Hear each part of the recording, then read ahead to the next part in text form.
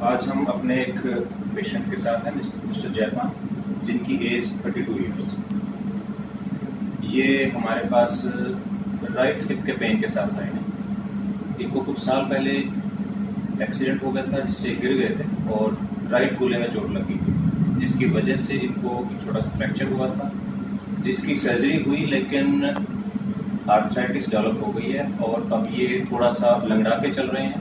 इनको पेन है और एक खास बात यह है कि इनको घुटने में पेन है कूल्हे की वजह, जो कि कई बार हमने देखा पेशेंट्स में कि प्रॉब्लम हिप जॉइंट में होती है लेकिन पेन नी जॉइंट में होता है।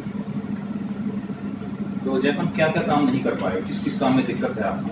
सर मैं नहीं तो चौकड़ी लगा रहा, नहीं ऊपर बैठ सकता, पैर मतलब कमजोरी महसूस कांपने लग जाता है, फिर पूरे पैर में दर्द हो जाता है। पैर सुन तो नहीं होता? नहीं सुन नहीं होता, वैसे सुन नीचे हो जाता है, सुन जैसे करता है सुन हो जाता है, नी कांपने लग जाती है, नहीं चौकड़ी लगती ज़्यादा। एक और इंटरेस्टिंग चीज़ इसमें यह है कि नी में पेन की वजह से इनका एमआरआई भी हुआ था नी का, और नी की आर्थ्रोस्कोपिक सर्जरी यानी कि दूरबीन से ऑपरेशन भी हो चुका है, जिसमें कुछ खास फाइंडिंग नहीं मिली है। इनके साथ डॉक्टर संदीप हैं। संदीप, हम क्यों ऑपरेशन करा रहे हैं, किस उम्मीद से आए हैं? सर एक तो जो इनका चलने का जो है वो ठीक हो जाए, जो है थोड़ा लटकड़ा के चल रहा है। दूसरा इनका जो पेन का इशू है वो विद टाइम रिजॉल्व हो जाए, और जो इनकी जो रिस्ट्रिक्शंस हैं जैसे कि क्रोस लेग्स के साथ बैठने हो। तो फिर ये बात सामने आ रही है कि हमारी पॉपुलेशन में, हमारे कल्चर में चौकड़ी लगाना और ज़मीन पे बैठना कितना इम्पोर्टेंट है। तो आज हम इनका राइट हिप रिप्लेसमेंट कर रहे हैं, जिसके लिए हम नॉन सीमेंटेड और सिरेमिक इम्प्लांट लगा रहे हैं इनका। तो पॉइंट यही है कि ऐसा नहीं है कि पेशेंट को सिर्फ चलने में दिक्कत है या पेशेंट की टांग छोटी या बड़ी होगी। अगर पेशेंट अपनी डेली लिविंग की एक्टिविटीज़ नहीं कर पा रहा है तो भी हमें हिप रिप्लेसमेंट की ज़रूरत पड़ती है। और कभी भी हमें ये मिसगाइड नहीं होना है कि नी में पेन है तो इसलिए हिप बिल्कुल ठीक है। तो हमें एज ए होल पूरे लिम्ब का इन्वेस्टिगेट करना पड़ता है और तभी हमें डायग्नोसिस तक पहुंचते हैं और ट्रीटमेंट डिसाइड करते हैं।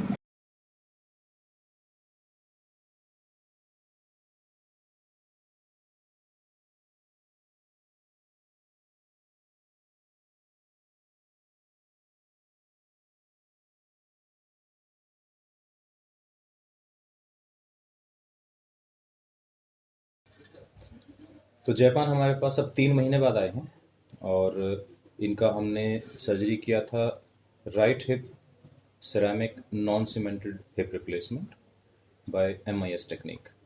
जयपान, ऑपरेशन से पहले जो दिक्कत थी और आज में क्या डिफरेंस है? सर काफ़ी है, पहले तो नहीं तो मैं चौकड़ी लगा पाता था, नहीं उकड़ू बैठ सकता था। अब मैं ऑपरेशन के बाद चौकड़ी भी लगा रहा हूँ, उकड़ू भी बैठ रहा हूँ।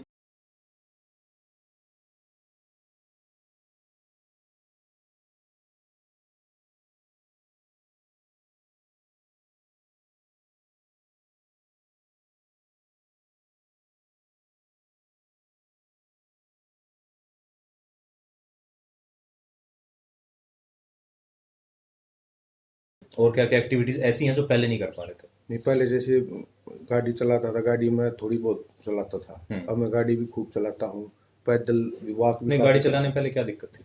पेन हो जाता था पूरे पैर में, दर्द होने लग जाता था, पैर कांपने लग जाता था, कमजोरी से महसूस होने लगती थी। अब नहीं है, अब मैं खूब चला रहा हूँ। तो एक बड़ा यूनिक केस है जयपान का। आमतौर पर हमें फ्रैक्चर नेक फीमर मिलेगा या फ्रैक्चर एसिटाबुलम मिलेगा या इस एज में हमें एवियन मिलता है, लेकिन इनका जो फ्रैक्चर था बहुत ही यूनिक है। Fracture head of femur, head का फ्रैक्चर बहुत रेयर होता है। ये एक नॉर्मल हिप जॉइंट है जिसमें आप देख रहे हैं ये बॉल है और ये सॉकेट है। इसको हम हेड कहते हैं, इसको हम नेक कहते हैं। आमतौर पर जो फ्रैक्चर हम देखने मिलते हैं वो ये नेक फीमर के फ्रैक्चर होते हैं या ट्रोकेंटर के फ्रैक्चर होते हैं। जापान के केस में बिल्कुल डिफरेंट है। आप ये देखें, इनका जो बॉल है, जो हेड जिसको हम कहते हैं, उसी का फ्रैक्चर हो गया। और पहले किसी सर्जरी में जहाँ इन्होंने सर्जरी कराई थी, इसमें ये स्क्रू डालकर एक कोशिश की गई थी कि ये फ्रैक्चर जुड़ जाए, पर अनफॉर्चुनेटली ये फ्रैक्चर जुड़ा नहीं है। इसी वजह से इनको पेन है और ये अपनी डेली एक्टिविटीज़ नहीं कर पा रहे थे।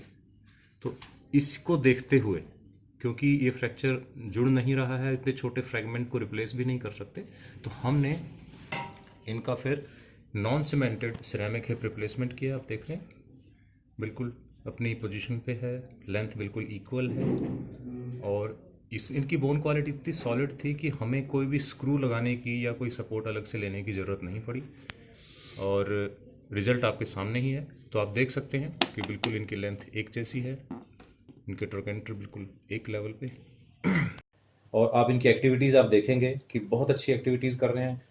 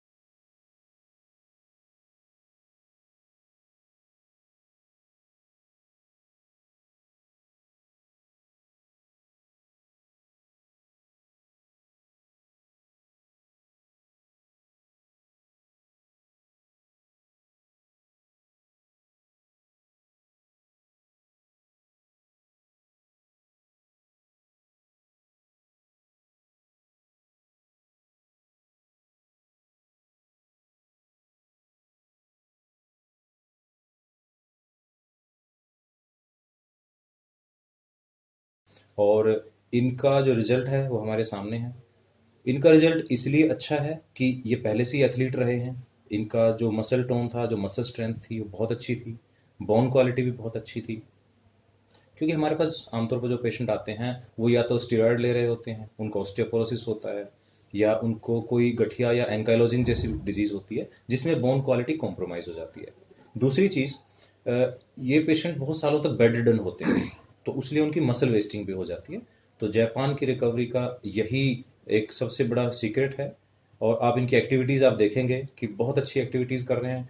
He is enjoying his life. जो एक नॉर्मल यंग आदमी अपनी लाइफ में करना चाहता है वो सारे काम ये कर पा रहे हैं।